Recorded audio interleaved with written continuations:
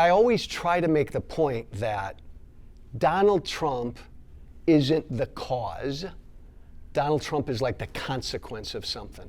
How the hell would the greatest country in the history of the world elect somebody like this? How?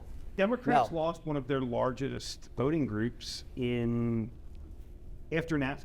And that was our own fault. That was after Bill Clinton signed NAFTA. NAFTA was something that was like a bipartisan screwing of the working class. And then as you had working class voters who were becoming increasingly disillusioned, I think the thing that pushed it over the edge and broke the counter's back was, and I don't mean this confrontationally at all. The Tea Party movement then broke the country. Like, this is just the evolution of the Tea Party. And the Tea Party movement was largely disingenuous. It outright lied to people. It created a movement that was mostly astroturfed, but managed to become willed into existence.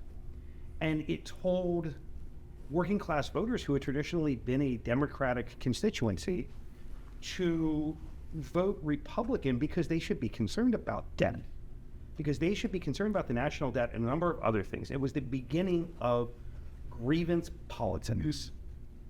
And it has evolved from the initial Tea Party movement in 2010. It has a history of failure even here in the Commonwealth. The Tea Party movement elected the most unpopular governor we've ever had.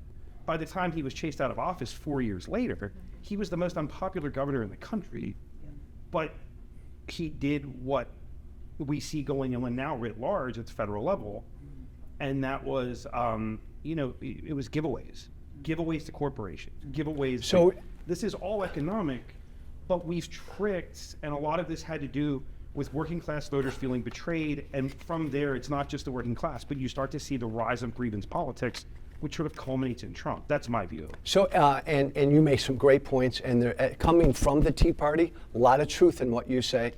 You and I can go meet at the local tavern, and we can have a good long talk about Democrats are not innocent. Completely. The Social Contract with Joe Walsh, every weekday on all of my social channels, 8 a.m. Pacific time, 11 a.m. Eastern time. Spread the word, spread the gospel.